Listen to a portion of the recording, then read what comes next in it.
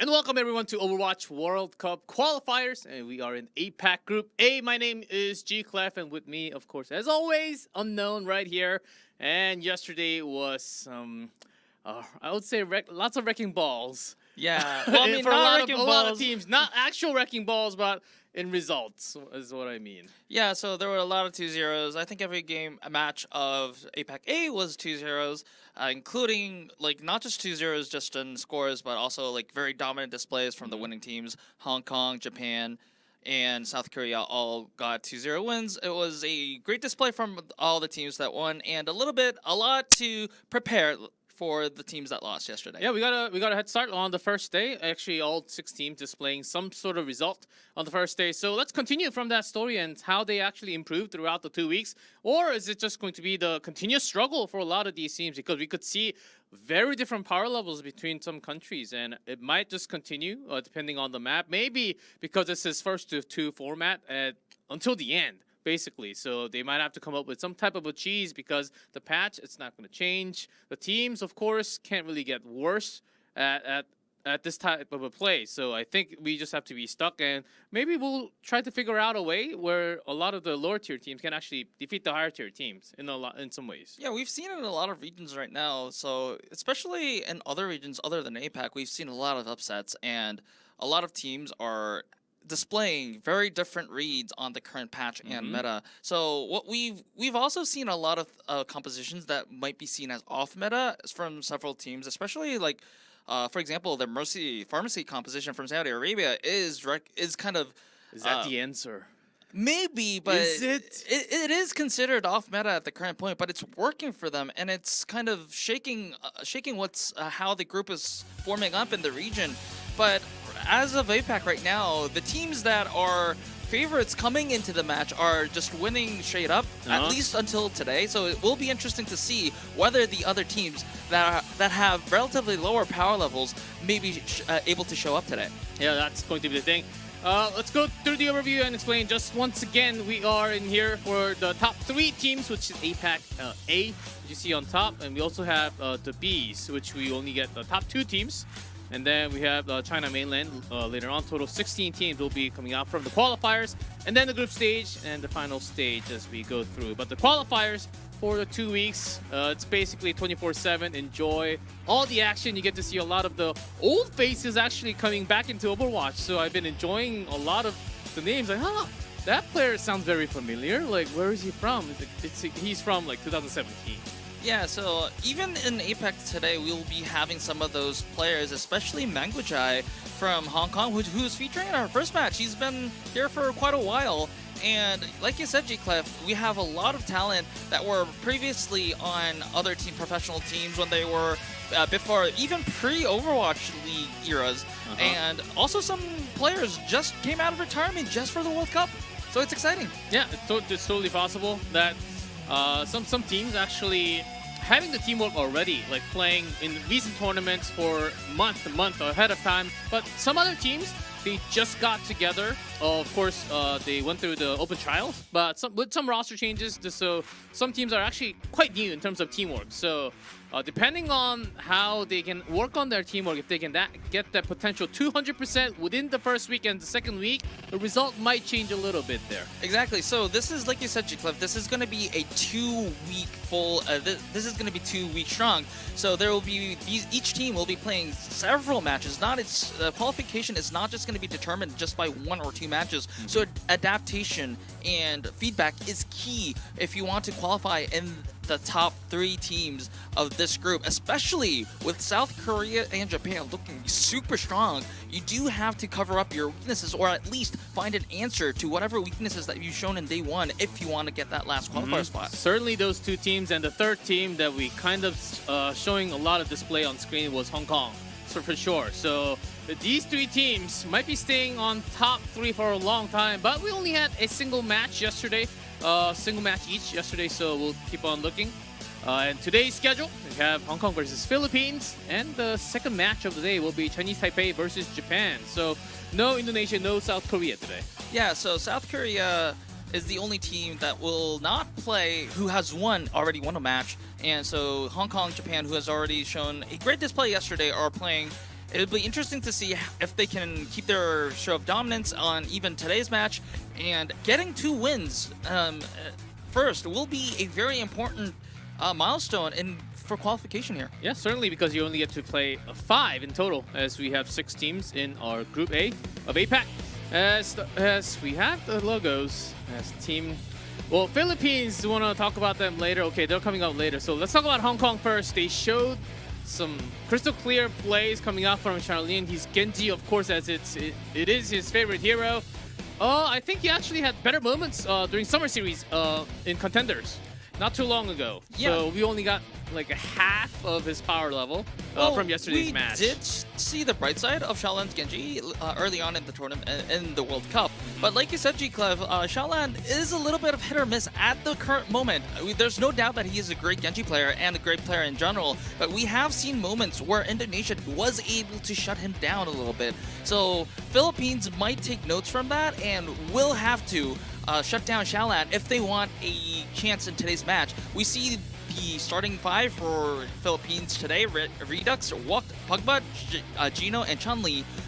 I think the most key here would be Pugbutt staying alive, because in yesterday's matches, Philippines weren't even able to have a proper team fight against Japan, because Pugbutt or maybe Wok on the Genji were being picked out, getting isolated kills, deaths rather, before anything started. So if they want to show their full potential, I think they need to stay alive as a team, and that starts with Pugbutt. Yeah, you're totally right on that, as they did bring Echo early on in Ilios yesterday, and once you have Echo and Mercy in the air, you're pretty vulnerable, especially on your back line. The other Ana player, the other support that's on the ground, and the opponent team, Japan, was basically dominating for the back and just taking the support force. And then the other DPS on the ground, and the teamwork was not really correlated within the team for Philippines. So I think that should have been the feedback first of all. Okay, if we're going to use the Echo, let's try to be extra safe. Let's keep our tank and the support and the other DPS together, so they can actually be supporting themselves while Echo's actually grabbing a kill. Did that really happen at all yesterday? So maybe they will try it once again. I think they really realistically have 1 or 2 more chances of maybe bringing that Echo. In Lijiang, depending on which Lijiang we go into, you might not see that Echo as much today. Yeah, so Lijiang maybe on Gardens, we might, and maybe even Night Market as well. I don't think Echo will be used as much in Control Tower. However, I do agree with your point, G-Clef. If they are going to use the Echo, I don't have any problems with the Echo. It's buffed. It is a good DPS option, and we've seen from Team Korea that Echo can actually be used really, really effectively. However, like you said, using the Echo has its pros and cons. The pros is that the DPS and the Mercy will be very safe in the air. However, the other team, the other 3 members of the team will be at a numbers disadvantage. So you need to make the most, you need to either take out, make early eliminations, or at least harass them to a point that they cannot dive to your 3-man the rest of the team. That's going to be tough because Echo, of course, only a pretty good duo in the air, but as long as you're getting okay trade, but if that doesn't happen from your own DPS and the Mercy in the air, that's usually when we have the hard time. And I'll pause for now, but we'll see, because Hong Kong, they've seen the match from yesterday and they will be dominating for the back. Okay, less than 24 hours sometimes is not enough to have the feedbacks, yes, but in practice, not actually. Like, you can only have, okay, you need to eat, sleep, plus play Overwatch and take the feedback. No, you don't sleep. You just play Overwatch, man. But how can you actually play the match then? You need at least like, my minimum would be 5-6 hours of minimum quality sleep, okay? With AC. I can give you that. So without that, they probably had less than 10 hours to actually practice and give feedback and do all sorts of stuff, for Philippines especially. And Hong Kong, certainly they watched the match from yesterday. Okay, let's try something like Japan. I'm pretty sure they're going to try it here. And let's see if they struggle or not again, because that was a pretty dominant victory for Japan against Philippines yesterday. Okay, so I'm seeing Control Tower as the first round for Lijiang Tower. Philippines going, they are hovering the Ram Rush, and Hong Kong, they're keep going on with what they did yesterday with the Junker Queen composition as well. I do think that composition-wise, Philippines does have the upper hand again. But yesterday's match as well, Philippines also did have the comp advantage, but still the execution wasn't there to cap it. So it'll definitely come up to execution for the Philippines today. Yeah, here the supports, Mirror, and we have some mantra from Kurumi for Hong Kong. Redux on that Reaper, be the big DPS changes. We have the neutral fight in the middle. Chun-Li actually got cut off early on. Crazy actually picking up that kill. That is a lot of healing away from the side of Philippines, and there the goes not there anymore. Again, and first capture will go to the side of Hong Kong. Yeah, with the teleport, they wanted to push a little further. Okay. And you gotta be careful, especially even if you're the tank, Ramatra and also Jungle Queen, you might just be isolated. I think Watt also tried to isolate R3K by having that ice wall, but at that moment, Chun-Li was already down. So, little unfortunate losing the support early on. Here comes the push again. Pogba going very low and might not be able to push through the shield. Oh, there's that field. They have to back out, but they already used the immortality field, so they do have to wait it out a little bit, and this means more percentage going to the side of Hong Kong. And look at the ult charges of Hong Kong already. They are already getting those ultimates, and they don't even need to use them because they're winning the neutral fights even without the ults. Yeah, that's the thing. Yes. Even without the ults, you still win. Who's hiding here from the? Oh, that was kind of cheeky, nice try, but okay, he's kind of confused at how they found him. But if you look at the side of Hong Kong right now, they have 5 ultimates now. I mean, like 4 and 6% away from the sound barrier. However, the Philippines do have ultimates on their own. Still, Hong Kong will be having the initial aggression here. Good sound barrier from Gino, but it is not enough to save the Philippines. And at 69%, Philippines are at desperation mode. They are at last fight territory already. You're in this room with the barrier plus that blizzard, and they couldn't really dodge the entire. They had 3 ults being used from Hong Kong. They still have sound barrier plus the rampage. So Philippines, they still have to push. Ramatra needs to block a lot of damage in front. Here's the wall again. There is the annihilation. Oh, 5-man! Almost a 5-man rampage. That was 4, but a counter hit with the blizzard. So, I don't think this is gonna go well to the side of Philippines. Yes, the overtime is proc due to the last minute touch. However, there is nobody left, and that is first round. That is Control Tower going to Hong Kong. Almost forgot that the fight actually had to happen near the control point because they were just gate kept the entire game. Exactly. So I think Hong Kong did a really good job doing kind of reaping from whatever resources they had, because they won the first fight and they knew that they were going to be at an ult advantage. So they were trying to go to the spawn and spawn camped a little bit, maybe in hopes to get, like, you know, stall some time, but they got more than that. They just, not that they only stall time, they just kept them there. And Philippines, I don't think they even touched the point for more than 10 seconds this round. Yeah, if lucky, 10 seconds at the first neutral fight. I think that was about it. As moving into our second. Once Hong Kong again, still moving. I think that Philippines, they can lose isolate the again. first. Redux not going to survive that even with the slide. That wall was perfectly placed by Lijiang. And Philippines, they really have to group up together. Exactly. So what I was talking about is that, yes, they can lose their first fight, they can lose a few members. All they have to do is that they don't have to get further delayed. What Philippines is experiencing right now is they're losing a member, they're waiting for that member to come back, and they still lose a member while waiting for that initially lost member to come back. Oh, coming around for the back line. This is genius. That was genius wall play from Xiaolan. Although Xiaolan did fall, Xiaolan's wall helped everyone on the side of Hong Kong to that high ground, and I don't think Philippines were expecting it because they weren't looking at that direction.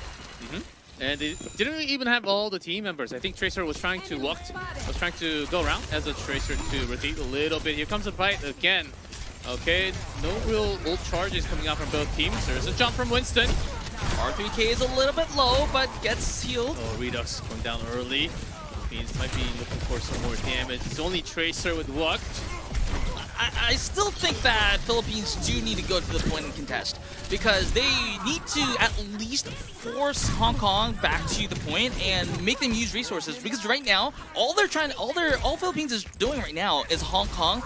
It's just fighting them in open space, which means that Hong Kong can beat them without using any resources on their side. So this means not only are they stalling time, losing precious time, they're also just making grounds for losing the next one as well because Hong Kong didn't use any resources. There's such quick reflexes by Team Hong Kong, just pushing all of them and reading where Philippines wants to come because after dropping from the neutral passage twice, okay, they had to come to the second floor. They have to rotate this time. And here's Wok, who was contesting for the point. There's a pulse bomb, doing some damage, but not able to grab the kill. I really like what Wok is doing right now because, yes, they are forcing Hong Kong into the point. You see that three ultimates are being used, 4 ultimates used by Hong Kong. This should have come a lot earlier, but still, nonetheless, it is still good action from the side of Wok. They are forcing Hong Kong to do something rather than them going through what Hong Kong wants them to do. However, Hong Kong already has the resources necessary, and there is the fight and the map to Hong Kong. And that will be the first map going to Hong Kong. What a one-sided, pretty dominant victory from Hong Kong there, Philippines. I think they wanted to try something else, but it was already too late, as you were mentioning. Okay, maybe it's better to contest from the point by getting there. You can use someone like Tracer or a few others in the air to actually go contest the point to create a distraction, right? The Philippines, it seemed like they were always falling into the trap of Hong Kong, so they needed to find a way to evade that from happening. Well, eventually they did, but didn't really quite turn out to be their like an entire flip. But still, we could see some signs of hope towards the end. Yeah, especially on night market at Lijiang Tower, I think what Wook did was really, really clever. It just was it came a little bit too late. I think that the Philippines will have a breakthrough at this match if they can profit on what they've seen at the last seconds rather, on Lijiang Tower, because right now, the problem with Philippines currently was that they're just trying to openly do the neutral fight with Hong Kong, and they probably noticed that their power levels, just like on a fair fight, is not going to match Hong Kong's level of power. So what they need to do is that they need to force Hong Kong into doing an action, and then they can profit out of it. So for example, like that last fight at Lijiang Tower, Hong Kong had to expend a lot of volts just to win that fight. Yeah, if there were more, I'm sorry to cut you off, that's okay. but if there were more time for Philippines would have had the resources to win that next fight because Hong Kong already expended every single resource just to win that fight. Yeah, exactly. As if this keeps on happening like a tug of war, then Hong Kong's just gonna bring it all the time. So Philippines need to find another way, like find some different type of equipment to win that tug of war in a way. Because oftentimes if you're just out leveled in mechanically, it's really hard to find a solution sometimes. But it's going to be it's only the second match of the entire qualifier, so I think this is still a lot of experience for them to actually catch up to the higher level teams. As you see the display from Hong Kong still being it seemed like they were also kind of having fun at the same time. Okay, this should work, right? And then it worked, and then okay, now let's bring the entire team up here with the ice wall. We only got 2 last time, sorry guys. Okay, join the party, thanks for the invite, right? And then they got all the way up there isolating with the ice walls. Those are great. It worked almost every single time isolating. Usually you would just isolate the tank, but somehow Redux was also there oftentimes. I guess as a surgeon you think you can just slide away, but when there's the wall, you die instead. Yeah, so, I mean, we were talking about Philippines a lot, but I also want to credit Hong Kong a lot because they were also very good yesterday as well. They're keeping up the display. Xiaolan is proving that Genji is not the only hero that he can be good at, and also as a team. Like, if you're that ahead, if you have that confidence in you, there are some teams that are willing to just pull the trigger and use a lot of resources just for nothing.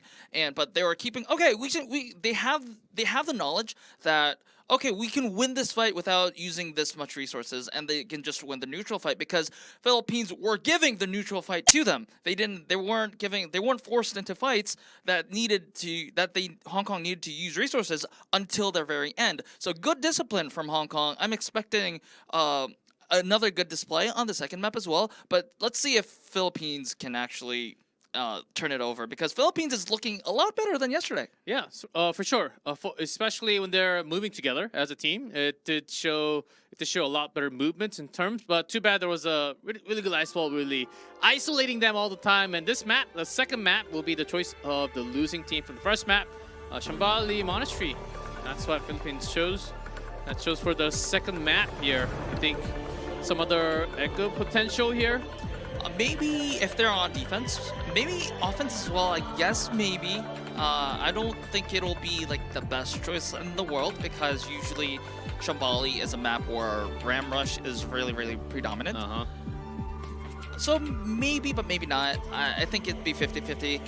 But if they're really confident with their echo, if they think that they can fix Philippines can fix their issues while that they displayed yesterday with the echo, I think they might opt into it. We'll have to see though. Yeah, we'll have to see. And also against the Mei and the Soldier, not Soldier this time, but Xianglian's two most played heroes are Genji and Mei. So the Philippines might need to find a way to really work against the Mei. Maybe just have your own better Mei, along with a Tracer, which seemed like it was working for Redux or what. Maybe they have to work in terms of hero pool. Because they might really not have exactly the biggest hero pool of all the players. So I'm really keeping an eye on what Philippines going to bring on this map, because it's their own choice. Okay, I see a Mercy being hovered by Geno here. Maybe they are discussing whether they want to play the Echo or not, or maybe they can just have the Mercy just power boost the Hanzo, or... Better up high, isn't it? It'll be interesting to see, but we can see that Hong Kong is opting to go to the traditional Ram Rush with the Sombra, which I think is a really good choice. Maybe, okay, Hong Kong is going for the camp, spawn camp. We've seen this a lot in the Overwatch League. Let's see how this goes. Yeah. Initial fights, Philippines actually staying together, Pugbutt in front.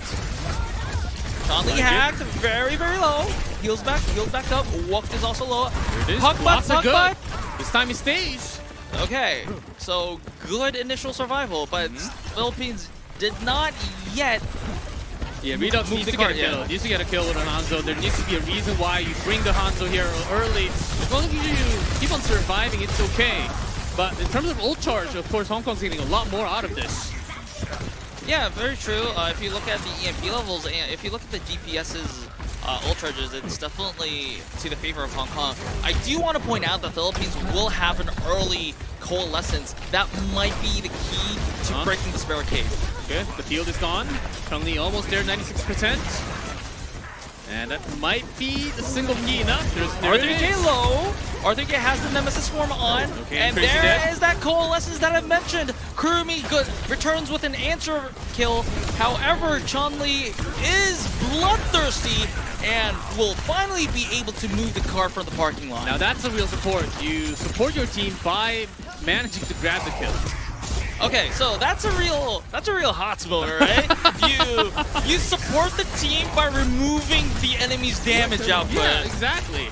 But Hong Kong is not, although they lost Am Crazy, they are still wanting to make that barricade happen. And by removing Chun-Li, they only give away 10 meters of the payload. Oh, this time Hanzo, yeah, having that shot onto Mango Jai, that's going to put some pain. Okay, R3K is down and they will finally be able to move the cart again. However, if you look at the ults here, Philippines had to use both the sound barrier and the annihilation just to get Hong Kong out of the cart. So Hong Kong has EMP, they have annihilation, and they have a sound barrier for insurance. So the next fight is going to be very difficult for the Philippines to win, unless Wok can make an amazing blizzard. So I would want to look out for that. Let's look at the EMP. Kurumi's positioned pretty well. Right next to the entire team. Still keeping up. The Philippines, they know. After knowing where the Sombra is, they're just backing off immediately. Okay, Redux is down. I think Philippines might want to wait back for Redux, but once again, Philippines is failing to regroup. Oh man, I3K somehow managed to survive that amount of heal from Mango Jai and M Crazy.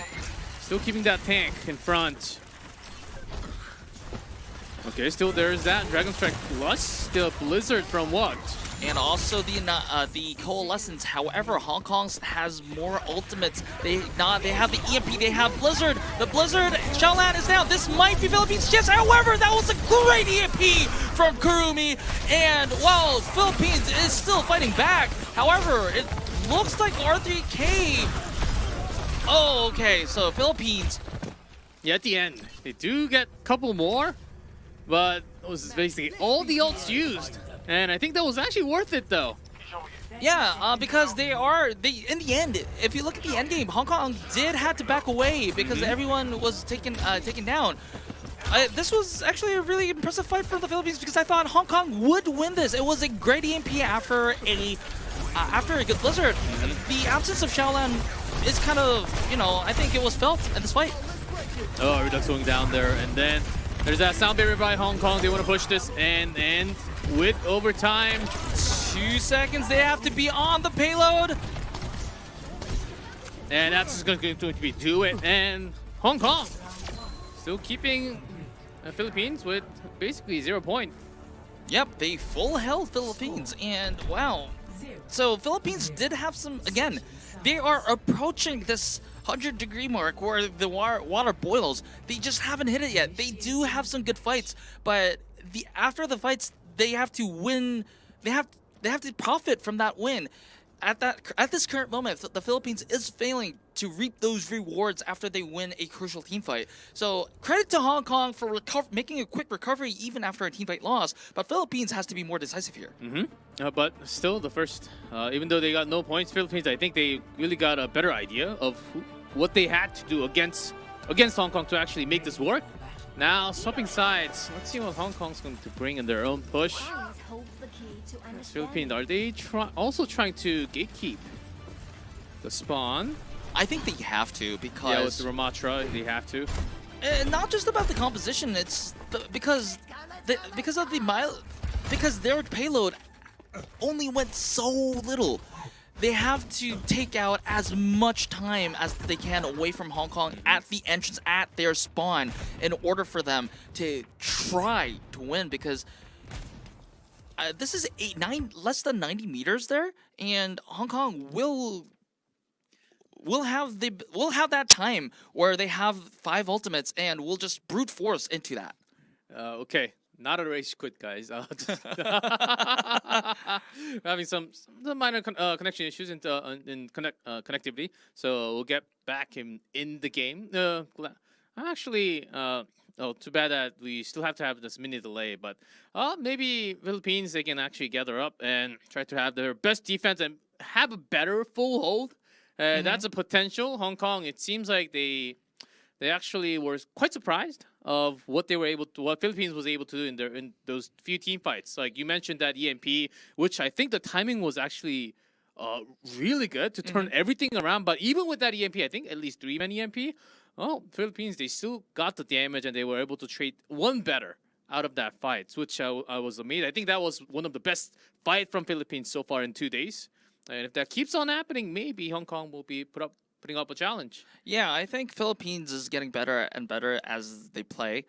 Especially like you mentioned, G-Clef, the last team fight at that corner with Hong Kong starting the fight with Shaolan's Blizzard, but Shaolan got taken out immediately, and that numbers advantage was actually enough to survive the EMP from Kurumi. The EMP was beautiful. I thought that was the end of the fight, given that Hong Kong's power levels is generally higher than the Philippines. But Philippines turned that fight around.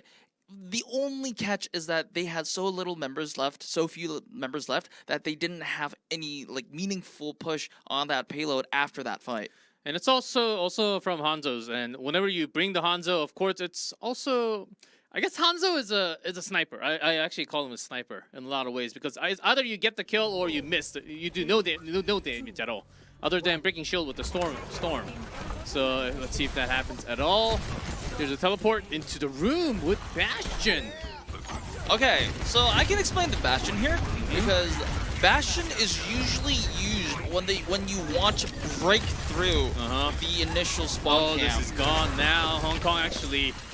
So Philippines, if they lose another member, this is going to be really bad for the Philippines. Well, yes, they did lose Wuff, they can't afford to lose any other members because the spawn time. And when Hong Kong has 3 members on the card, it's going to be really, really quick. And it's not going to be long before that ominous music, and in Philippines' point of view, the ominous music of defeat plays. That means that it's almost there. That means that the payload is close 10 by. meters. Yeah, hacked away. Here is that ominous music.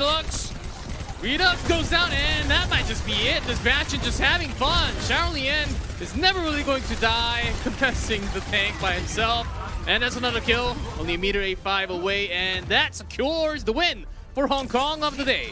That is second win for Hong Kong for this tournament, and they are in a good position. Well, of course, there are 2 weeks, so a lot of matches to be played, but almost halfway through their bracket, Hong Kong is in a good spot. In a really good spot with 2-0, no map loss, and I think they can literally continue the lead until they have to face few other teams called Japan and South Korea. Realistically, I think they're showing their power of display to saying, okay, we deserve to be in this top 3 for now. Yeah, so we've mentioned this, I think, yesterday and earlier today, that Hong Kong right now seems to be the prime candidate for that 3rd place. However, they haven't played Japan and Korea yet, so we don't know until they actually face some really high power level teams. However, there's no denying that Hong Kong's looks pretty good. Like the coordination, their composition. Usually, R3K was displaying a lot of Junker Queen yesterday and compositions around the Junker Queen. Today, we saw a lot more of the Ramatra. So that means for the other teams that were watching Hong Kong's matches and will be playing Hong Kong later in the tournament, they will face a headache. Oh wait, R3K is an off tank. And it's good at Junker Queen. But not only that, we have to consider the Ram Rush as well, which is a totally different composition to prepare. So I think it was a very meaningful win on the side of Hong Kong. For Philippines, yes, they are 0-2 in the tournament now. They are still showing a lot of weaknesses, but I do have a feeling that they're getting better and better and might surprise us at some point in the tournament. I do agree, as they brought a lot more Hanzo today, which didn't turn out to be that meaningful. Maybe if they really want to change up the DPS line a little bit. They displayed Echo yesterday, Hanzo a little more today. Maybe in the future they can have some better team comps to compete against the other teams. But that is not going to be the only match of the day. We do have our second match. It is going to be actually Chinese Taipei versus Japan. So don't go anywhere. We'll be back with our second match of the day.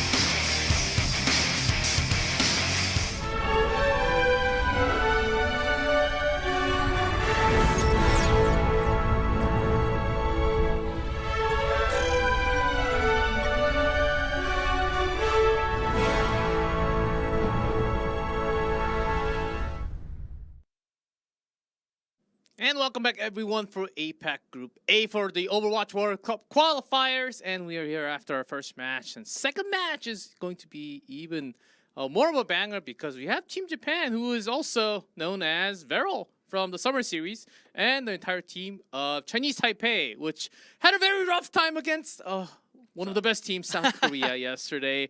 We do have to mention, but they were up against the best team. So the nightmare is over in a way, but their second match has to be Japan. The nightmare is not over yet. It's not supposed to be as bad, but still a very powerful team in the tournament. So tell me the answers unknown. What do they have to do? Like, how is this going to look like? Well, again, like you said, G-Clev, Japan is one of the more stronger teams of this group. We have seen that this team, well, Veryl, who makes up the entirety of Team Japan, is actually improving and even looks better than what they've looked like in the APAC Contenders APAC Summer Series. I guess to answer your question, G-Clev, I do think that Chinese Taipei has to make a clear intent. So if they want to do a dive comp, I've been saying this over and over again, but if they want to do a dive comp, they have to dive together. So what we've been seeing from Chinese Taipei is that, yes, they do try to make good intent. They have a good intent. They have good objectives. But not all 5 members of the team I don't think they're on the same page as to the dives. Yes. And even if you're trying to do other compositions like the rush, if you're going in, everyone has to go in and single out a single target. For example, one of the brightest moments in Chinese Taipei was on Ilios Ruins when they managed to single out Lip against South Korea, and that is not an easy thing to do, to be honest. It's never easy against South Korea in any map, to be honest. In this group, they're supposed to be one of the best teams. Of course, a team basically having all the members from the Overwatch League. So they're on some different level here. As we have Team Japan on screen, well, this team, if you have seen Contenders Summer Series, it's exactly the same team that was basically representing Japan as Team Veryl, who almost took the championship, but fell a little short against Kraken, getting the runner-up place instead. Yeah, so if you look at Team Japan and yesterday's performances, this is the clear favorites for today. I do think that Japan is going to be, in terms of power levels, the second strongest team in this group. They've been using a lot of Winston dives paired with the double flankers, which is really surprising to see because this is disregarding the patches. The patches, a lot of people were saying that the double flankers is very difficult to use after the changes in the meta. But however, it looks like at the current moment, Japan is still sticking with the double flankers because they don't need to change. Or maybe number 1, they're used to it, or number 2, they don't yet feel the need to show reveal their other cards. Yeah, exactly, because I believe Japan has some big matches next week, not as much this week. So I think what worked for the past 3 months, basically 3 months, with the same roster, they can still use it. We saw a lot of great the anti-heal nade plus the Winston dive at the same time, so to the backline of the opponent yesterday, which was Team Philippines, and it worked every single time. And they might try to exactly the same with the Tracer Sombra comp. And unless it's broken, don't fix it. I think Japan is going to continuously showing the old team comp, which they showed a lot, so they can actually show something else against a bigger opponent. Yeah, so also the first map being Nepal is also a factor that I think Japan has no reason to abandon the double flankers. I think Nepal, depending on what round it is, I think maybe Village is even Village is very viable to work on the double flankers. So I'm expecting double flankers unless Japan has something cooked here. Okay, here is Village. I do want to see Chinese Taipei come up with something really, really interesting, like the Pharah maybe, but it looks like they are preparing for the Rhine Rush. Oh man, don't get me started on Pharah. I think Pharah can stay within the region. Well, once it was okay, but twice or after, you know, it might be a thing. Sometimes matches like that happen from a specific team, and it actually turns out to be a meta in the next few weeks. So we might have that in the future, but we're still pretty early on in the first week of the qualifiers. But here we go with both Mays. So Not sure this just is for the going teleport. to be a contest between the Ram Rush and the Rhine Rush, which with the in Rhine paper should be in favor Tomato. of Oh, that's much rough. Japan. And there is that first blood in favor of Japan. Immortality fuel goes down really quick, and health levels on Japan very, very low. However, positional advantage is on the side of Japan, so they can rotate to the point quicker than Chinese Taipei. I know we've been complimenting a lot of the members from Japan, but Q Loud, both Kyugi and Q Loud, the double Qs, they've been doing so much work. And let's see, Tomato Kuki actually falling down earlier. Nice Their mortality fuel was not there to save him. However, health levels on Taipei perilously low. Raymond down, and Snow is very low as Okay, well. Chinese Taipei, they're actually getting a point. They're coming in, they're contesting. Might steal this away from Japan, very likely. Japan does not have a tank, so it is Taipei's chance to take the point, and it looks like there will be a flip unless... Okay, so they did. I thought Mid was going to contest a little bit more until the rest of Japan came. However, Chinese Taipei did manage to flip the point. Yep, first flip, and just for a Japan. moment. Now the Ramastra's back, and going to have that window. And early kill from Nico. Andre Momo and the front line May also going down. They popped a few ults. Actually, just one.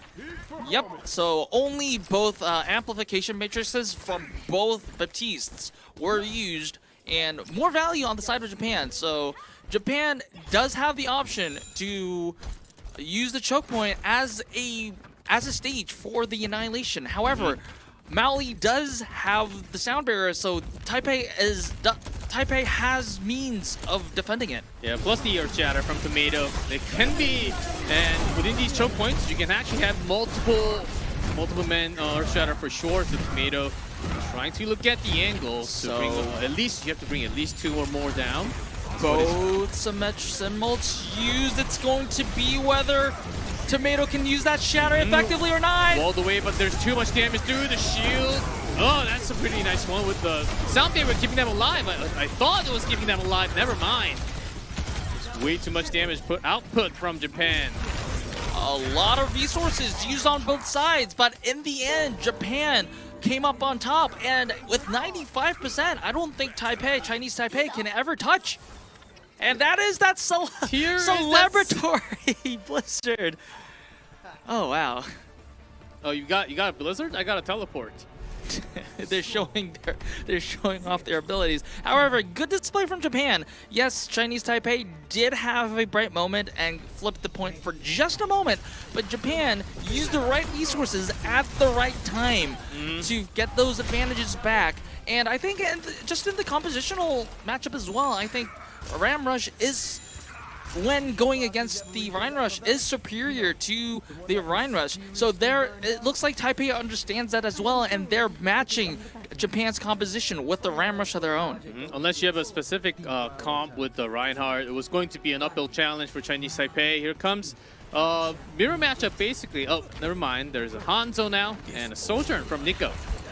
So interesting choice for hit scans. Well, yes, Hanzo is a projectile, but is largely considered having the same duties as a hit scan because of the one-shot potential. However, the one-shot comes from Snow as he snipes away Kuki. Yeah, Kuki brought down early, and also Nico, both DPS down on Japan's side. Chinese Taipei for them to push and get Mint. Of course, on a Lucio, it can be tough, but manages to get the final kill. And so that is early advantage for the side of Chinese Taipei. However, they haven't capped the point yet.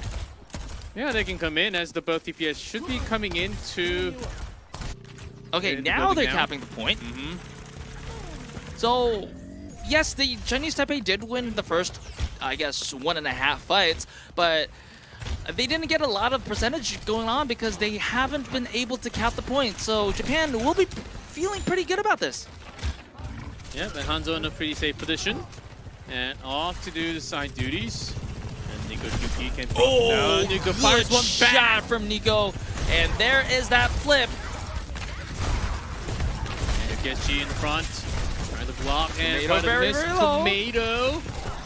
Who's actually doing a nice job keeping all the damage isolated to his teammates. Yeah, so if Tomato fell, that would have been a problem, but the fact that he survived means that that damage done to Tomato is all transitioned into Raymond's Nano. You can see that Nano is already ready, so that might be... Okay, that is a Nano Tomato punching out the members of Japan. However, KSG answers with the Annihilation. Good Blizzard from Snow, and... Wow, we need to look at this fight a little bit more because Tomato pops their Annihilation of their own, takes out Cloud. However, the point is still on the favor of Japan. Taipei hasn't flipped yet. Yeah, they need to go contest and take out that Lucio off the point. Force him off the point because it's still being contested. Oh, just falls now. Min actually fall. Still not over yet. There's Kyuki. Okay, that actually delayed them pretty well, but that's actually going to push the respawn even further. But I think Chinese Taipei is actually not too bad. They managed to win that fight with the Nano. Tomato was able to stay alive for a very long time. Actually held that Annihilation until he literally needed, like 10 seconds after KSG uses his own. Yeah, so good use of the Annihilation by the side of Tomato to wait out until KSG's Annihilation faded away. And Chinese Taipei is doing really well in the team fights, but they need to be a little bit more aware of objective management because they've been winning these fights, but they haven't been able to profit and transition those advantages into point percentages. Okay, Hope on the side, still looking for some extra hits onto the tank. Okay, with the anti.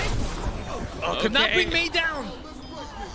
Good sound barrier Nano on to counter the Blizzard. However, a lot of members from the side of Chinese Taipei fell, and already the point is back to the side of Japan. So this is kind of like making the difference here because Japan and Chinese Taipei are both having their share of teamfight wins. However, Japan is capping the point as soon as they think they're confident enough to win these teamfights. However, Chinese Taipei, it takes them a while for them to cap the point even after a teamfight win. So this is making the difference here, and already it's overtime. Yeah, Manly was shut down, and Snow going down. That just means that no one else is able to touch a point, and that will be the first map for Japan. Wow. Okay, so on Village, I think Japan just outplayed Chinese Taipei in all I guess cylinders. However, in all categories rather. But on Sanctuary. Sanctum, sorry, excuse me, on Sanctum, it was a little bit more competitive. I think Chinese Taipei had their share of good fights, and they actually won a few. But it was kind of like, to me, I just feel that it was the objective, the focus on the objective that was a little bit different because Chinese Taipei might have had so much more point percentage if they capped the point as soon as they won those fights. So I guess it's all credit to Japan for that objective management. Yep. Also, there was a lot of delay from Japan. They have a lot of they had tools like Lucio contesting the point from top, just wall riding, and also Mei delaying all the points and making sure the respawns are back from the dead members of the teammates that were actually coming into the building at that moment. So I think it was Chinese Taipei also not just fighting it out and winning the thing, but because they have been losing so hard against Japan, they just could not buy spades. It's not just a shot. It's not just about landing your shots all the time. It's also just winning. It's just taking some land off of your opponent. It's also the space fight. That's something that you have to consider a lot of the times when you're fighting, when you're having this competitive level. And Chinese Taipei, even after those wins, it seemed like, so guys, I think we just won the fight, so what do we do now? Like, Mr. Shot Caller, can you like give us some signs of, do we go to the control point, or like it seemed like they were missing the leading role in a lot of those fights, even after those fights. So when that comes to a quicker response, I think they can do a lot better, especially on control. Of course, there won't be any control today, but in the future that I'm talking about. Of course, like more signs of life always means a good. It's also always a positive sign because not only just for this match still is not over. Although it is a first to 2, they only have one more opportunity remaining. However, like if you look at the grand scheme of things, this is only one match out of the many matches that you will play in this qualifiers. And also in Chinese Taipei's perspective, you are facing the top 2 teams in the group first. So if you get something positive out of those top 2 teams, then you will have a lot better time facing these other teams in the group. Yeah, to be honest, unknown when there was Nano on Hanzo, I kind of lost it for a second. That's just desperation right there. You just had to find the target to give Nano because Anna went down like 0.1 second after giving that Nano. So it was really tough keeping that front line, and it just. Again, Team Japan just showing a lot of their mechanical. To be fair, I think mechanically they're of course really good, but I think Team Japan actually has one of the best teamwork because as a team they stayed as a team for such a long time compared to all other teams in this tournament of APAC Group A. And oftentimes when the tank jumps in, goes into the front with the DPS, the supports are always there 100%. So in terms of teamwork, I think they're above everyone else, maybe even at the level of Team Korea, but mechanically... That is a bold statement, well, let's see. Just in terms of teamwork and the experience that they actually had together. Mechanically, that's something else that we have to talk about later time. Sure, I mean, good point, G-Clef, because I wanted to point that out as well, because Japan has been a single team, unlike some other teams who have been having players from all kind of different teams, maybe some players that have not even been playing professionally. So team cohesion is definitely good on the side of Japan. We could have seen that, yes, like you said, G-Clef, the supports are supporting each other, not just they're not like just targets focusing on one target like the tanks in front of them. They are actually very aware of their positions and where the other teammates are, and I think that's a really important thing, especially in like high stakes tournaments where shot calling can be a little bit chaotic. And that's also really impressive for the side of Japan. And again, I do have to emphasize that Chinese Taipei does have to work on their objective management, because I think I just can't help thinking that was the difference for the second round. Yeah, I think they also have some potential subbing in and out, because yesterday we saw Nexus coming in as a first tank and then switching into Tomato. This time we already had Tomato in the front line, and I don't think it was too bad of a tank role in the front. It was just more of the teamwork that was making the differences. So depending on the map, because they do get to pick that second mode and the map. They can just have the tank player that suits the role a little bit better. I think Nexus was actually playing a different role compared to Tomato. Nexus was a lot less. In a way, Ramatra was actually very defensive compared to Tomato. Tomato with the Reinhardt could have been a lot more aggressive. I really feel that, especially on the very first. Reinhardt, of course, you have to shield your teammate and take all the damage away. But sometimes actually going aggressive and charging your ultimate earlier works better for Reinhardt sometimes. Yeah, and of course, and I am hearing from production that we are. So, the Prophet G-Clef has spoken, and Compops has answered. Tomato is actually getting subbed for Nexus.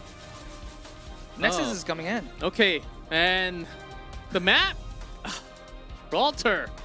We are actually seeing a lot of Gibraltars, not just in our group, overall, in the World Cup, which is always a map that I'd love to see. I think one of the reasons that this might be is that Watchpoint Gibraltar is a very classic map, and it's been around for a while. For the longest time, yes. And since a lot of the players who haven't had professional experience have been playing Overwatch for a long time, so even when they play comp, they know how to play this map. And with a team that didn't have much practice as a team, I think this is like one of the maps that everyone knows what to do, because even when they're playing comp, hey, this is a map I've been playing like 5 million times, so I know what to do. Everyone knows what to do. Well, that's a lot of games.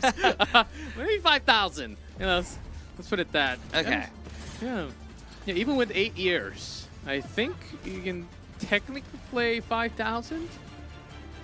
On this map, I'm specifically, not trying to... maybe not. No, I know what you mean. Just trying to fool. All right, yeah. So, and we do have lights actually coming in instead of snow for Chinese Taipei. And as you mentioned, Nexus here. So a lot of more focus on the Winston composition. As you can see, this map is all about high ground, low ground, and like getting the high ground so that you can have a clear shot at the low ground.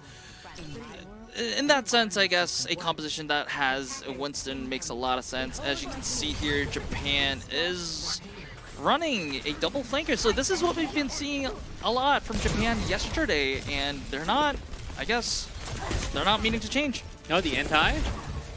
Not following up with the damage, so not this time, because she was not trying to take the advantage there. And Remo all the way on top, trying to heal Nexus. So far, Chinese Taipei actually holding the top ground okay, but here comes. But there's a great nade from Cloud over there. So the Chinese Taipei has to back up a little bit. But without the jump from the other flankers, and Chinese Taipei there keep checking, making sure they know where the Sombra is. And that was close. Yeah, that was very close. But I think that that anti-nade from Cloud was really meaningful in a sense that although it didn't lead to any kills, look at the positioning from Chinese Taipei here. So far. They had the high ground control for so much, but they are retreating back to the server room, and this is a vulnerable spot for a dive, and especially for a team that has good cohesion like Japan. This is easy prey for the side of Japan here. This almost looked like Japan just trapping them into a corner and catching them easily with a better position. And in the meantime, the payload was being pushed. Though I thought Chinese Taipei had a better idea of how to handle against what Team Japan did yesterday, but it's still the same case here. Again, I do think that the anti-nade, just that anti-nade made all the difference because Chinese Taipei had at least a team fight or two to defend more if they held the high ground. But that anti-nade draw Taipei out of the high ground, and now they're already here. There is that Nano Winston. Winston also has the Primal Rage if they want, and that dive to Ash was wow. Had no HP left, so diving onto the perfect target, stuck. But popping the rage, so KSG actually doesn't go down. I thought he was about to go down. Oh, Nexus goes down first. That's Winston dead. Look at the objective management from Japan here. They are fighting their team fight. They're winning the team fight, but they still have 2 members on the payload. They are already almost all the way to point B. This is impeccable. This is really, really nice stuff from Japan because not only are they winning team fights and getting the advantages, they are pushing the objective. We might be looking at another record-breaking push here. Oh, KSG finally goes down low. Here's Nexus right after when there's no tank. Trying to push them out a little bit. For the damage, can you really have the support with you? That's the real question that we do have to throw. So Nexus with another good nade from Cloud. With the EMP. Maoli had the rally, but was too low to pop it because Maoli knew that even though if he popped that rally, he would have died anyways because the healing was unavailable and the generation from the rally would not be enough to save them. Yeah, it's not gonna be a record this time because we were about to pass that mark 447 from yesterday from Team Japan. As Chinese Taipei is still struggling to respond here as the dive keeps on happening. At this time they were close to catching the Sombra, but KSG never really going down. That's a real problem. Japan already has the ult advantage even after that many fights. So get Nano Winston here. The Nano Winston and the rally here for the sustain. Yes, Maoli responds with the rally of their own, and also Raymond pops the Nano, but however, will they be able to survive? Light is already down. Nexus is anti-naded, but will be safe for the moment. Maoli is low. Cloud falls, so maybe this is the stabilizer that Chinese Taipei was looking for. Yeah, and they're continuing to bring the kills as Remo now switches over to the offensive mode and trying to pick up the kills from Team Japan, retreating to their base. As finally here's a hold, but it's right before that 3-pointer. Yeah, so finally Chinese Taipei get that stabilizing moment that they need. However, Team Japan already is at 78% for that EMP, so if Kuki is able to use that to great effect, this might be the end of the map, end of the push for Japan already. Hope actually has been doing okay against Cloud taking out Raymond in the neutral fight, so this is going to be a free EMP here. Just waiting for the perfect moment. Kuki does have to take a breather because he was very low. Maybe they don't even need the EMP because this entire team's also already pushing. You do have to contest. So here's Nexus. Yeah, with the rage. But after that, who are you gonna have? There's an EMP. Everyone dead near the point. Nico just throws out the pulse bomb Reaper just for the very fact. desperate just to touch, however, falls light. very quickly. Brig also follows, and that is a 3-minute time bank from Team Japan. What a dominant push. What can we say? Unknown. Team Japan. For now, they're unstoppable, especially on this map. Chinese Taipei, I mean, they had some good ideas, especially towards the front. They did not end up losing too many members at the beginning before the first point. But after these dives kept on happening, it was not just KSG. Yeah, Nico QQ actually just dominating the front line. I'll be making a bold statement here. I think this push, this attack from Japan is all just Cloud. Like, not only did I'm saying this for like the 4th time today right now, but Cloud's anti-nade on that first point was what started all this in the first place. And also not just on the first point. Cloud's anti-nades were on point, at least 2 members. And if that wasn't even 2 members, that's 2 members on the backline as well. I remember one also anti-nade that I remember was on point after Japan capped point B. The anti-nade both Ana and the Brig, so even with the Brig holding the rally, they had to just accept their fate because they were anti-naded. As you can see on screen, you know what this feels like? It feels like Q-Loud throws a bionic grenade and says, fetch! And then Winston just jumps into the bionic nade, right? Well, hey, at least it's not a pulse bomb I hope fetching. that's not the chain of command in the team. Well, here we go. As this time, Chinese Taipei will be pushing with Cassidy. Okay, that's gonna help catching Tracer and also Sombra. Okay, Nico and Tahiu. Oh, okay. Cassidy is anti-naded and slept and taken out. This is good stuff from Cloud all over again, and Nico's there to clean house. Still survived somehow. I mean, I think this is going to be another 2-man grenade! Oh my god, Cloud, what are you doing? Please stop, this is massacre! Wait, did the grenade also get a patch of the magnetic stuff? Like No, Cassidy? No, not right? to my knowledge. No, right? It's not, it barely hits on 1. It's really hard to grab 2 or more. Oh wow, so... And the fact that you're using the bionic grenade not to heal yourself, which already means it's a proof already that you're winning the team fight. And look at the payload. Like, Chinese Taipei is struggling so much to get space that they don't even have time or the positioning to move the payload. Yes, Japan again, they're contesting the point every time Chinese Taipei is trying to push. So whenever there's a contest, the payload doesn't move. So this is credit to Japan for good objective management here. Yeah, with just the nano, no rage pops yet, as Nexus will be the last one to fall. Oh, there's hope somewhere. I missed on screen, but the entire team gone again, and now we have 2 minutes. 16 seconds left on the clock. Chinese Taipei, what do they really have to do? Do they just literally go around and hit them from the back? And will that really happen? Again, it's Chinese Taipei having to force Japan into using their resources because, yes, Japan has a lot of resources. They have the Pulse Bomb. Look, they have the EMP. They have the Primal Rage. Chinese Taipei, they can lose a fight, but they have to force out these resources if they want a chance for the next fight.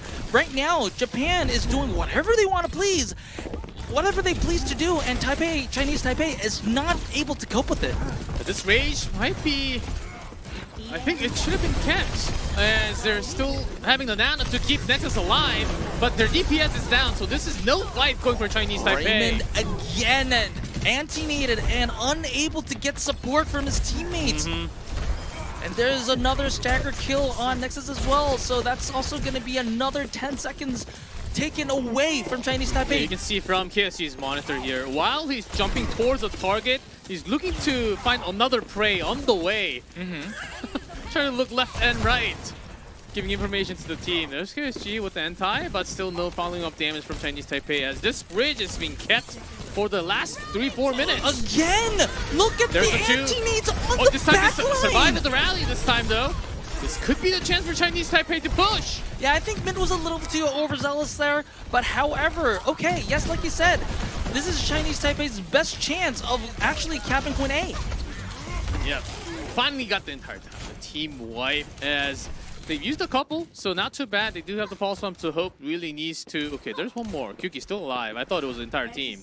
I guess not. Japan does have another chance of contesting before this point caps, and they have the nano, so it looks like it's going to go to the Winston for any hopes of a contest. There it is, and will Cloud be able to throw another anti-nade over there? Okay, it didn't hit anyone. Yeah, Remo just getting the grenade towards the back, towards the front. Nexus ends up going down anyhow, so it's overtime now. Someone's got to touch. Nobody was able to touch. Oh, Hope was slept with that sleep dart. Q-Loud knew that it had to be the Tracer coming for the point. exactly. Nobody was in What range. a dart there. Wow. Okay. I know there's no player of the match for the World Cup. I just want to give the player of the match to Cloud. Yeah, Cloud was incredible. Wow. Incredible. Yes, like you said, G-Clef, Tracer wanted to touch, and I think that was the idea for yes. Chinese Taipei as It well. had to be. I have to see the replay, but it was probably 3 blinks, so the Tracer Yeah, would 2 have or probably 3. be able to touch, but it was denied. Denied. Wow. Another fond memory for Team Japan and Gibraltar here. What a dominant performance from Japan in this map. Yeah, 2-0, 3-0 score against Chinese Taipei as we will continue to bring APAC Group A, but these teams that showed crystal clear signs of staying on top, that was Hong Kong and Japan for sure. 2-0, 2-0 score. And man, for Philippines and Chinese Taipei, they still have a lot of work to do now. Yeah, so Chinese Taipei and Philippines are at 0-2 at this stage. They do have, if I'm not mistaken, 3 more matches. If they want any chance of qualifying, they do have to win all 3 matches and hope that other teams are as competitive, like in terms of wins and losses. So it's going to be a rough ride for them. However, they still have hope.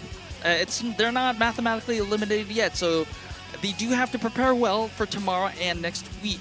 But for Hong Kong and Japan, they must be feeling good because they have 2 wins on their belt right now. And these teams have not played South Korea yet, so they want to get all the wins that they can rake up before they meet the best teams. It's going to be tough for the 2 teams, but I think it's also more of a story for them to win the matches that's going to be happening later. It seemed like they really have to bring down the teams that are nearby their power level. Hong Kong, Japan, of course. South Korea in 3rd place because they only played 1 so far. They did not play the match today, same as Indonesia, who are actually playing tomorrow. So they're going to be catching up potentially. As Maybe falling down. maybe if they falling lose. down, yeah, maybe falling down a little bit. Still only 2 days, so the standing might not be the same after tomorrow and the next week. But, well, I think a lot of the fans can kind of tell that who our top 3 is going to be by next week, but you never know because the teams, they will do a lot of practice and get used to the patch and also find some weaknesses that the teams always have. Yeah, so the first week is, well, it's more than half past the first week. We do have a broad idea of the power levels of each team. We are seeing that Hong Kong, Japan, South Korea are definitely the clear favorites for this group. However, I do think that Indonesia, Philippines, Chinese Taipei all have the possibility to mix it up. And even so, because the map differentials all 2-0s right now. All the matches are 2-0s right now. Map differentials will be a key thing, especially next week when the standings are going to be divided. That's going to be because next schedule we do have Indonesia versus Japan and South Korea versus Hong Kong. Wow. We were saying, can any team get a map off of South Korea? That would be incredible. It would be. I think it would be a challenge, though, by the looks of South Korea. But Hong Kong is at 2-0. They are finally going to the challenge, taking the challenge of South Korea. It will be very interesting to see how how the better teams in this group can fare against South Korea, because yes, we do know that I do know that South Korea is looking like the best team in the group, but I don't know how good compared to the better teams of this group will be looking like. I also do think that South Korea will be the favorites for this match coming up against Hong Kong. However, finally they will be having quite a challenge because Hong Kong is looking pretty good. Yeah, and also when I have another question that for Team Japan, how long are they actually going to be using that double flank until it is being stopped? Maybe they will continue until tomorrow. Maybe until it is actually being stopped by a certain team later on. Maybe tomorrow, maybe next week. So I think we have to really continue on to that story. And also, of course, the second match of tomorrow, Hong Kong versus South Korea. That's going to be the big one of the weekend. I'm really expecting a lot of action, a lot of high-quality action for that matchup.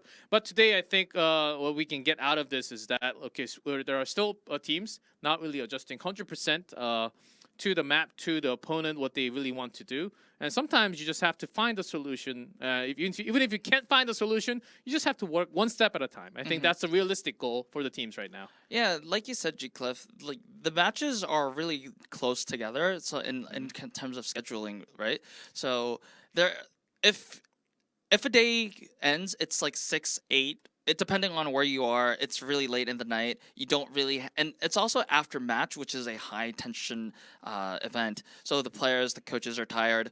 There aren't a lot of time for adjustments, especially if you have a match next, like the next day. So it's usually like, hey, we're still using our plan A, but we're kind of making a little changes to it.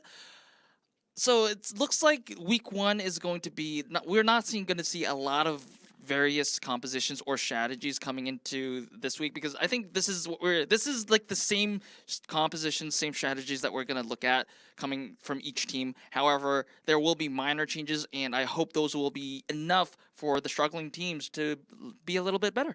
Yeah, I think for the first 2 days after those 5 matches so far, 5 matches, and I think we have a lot of idea about which teams, how good they are right now.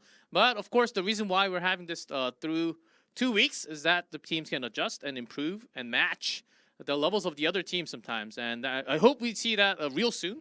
And that might be starting real soon tomorrow, as soon as tomorrow, and some really hype matches there. But for today, I think that's going to be wrapping up. And really, I was expecting a few other heroes like Cassidy. We got to see a little bit of Cassidy, but it was not enough to really bring the Tracer down as much, or the Sombra even. So I think let's see which team will be a team that will really give up some good challenges against Team Japan. Hong Kong, I think South Korea are the realistic ones, right? Yeah, so I think like you've seen from the Echo, right? Not just the Cassidy, but also the Echo. We were seeing that a lot of teams, like struggling teams, when they use the Echo, they weren't able to use it very effectively. However, Team Korea did show that, hey, Echo's actually a pretty good hero when you can use it correctly. So maybe from Team Korea we can see a little bit more of the Cassidy. So the buff heroes will be a little bit more into use. I will expect South Korea to be experiment a little bit with those new heroes. Yeah, but we only have 2 matches today and also 2 matches tomorrow. But that's going to be wrapping up today for us. That is unknown. I'm G. Clef. Thank you everyone for watching APAC Group A of Overwatch World Cup Qualifiers, and we'll see you guys next time.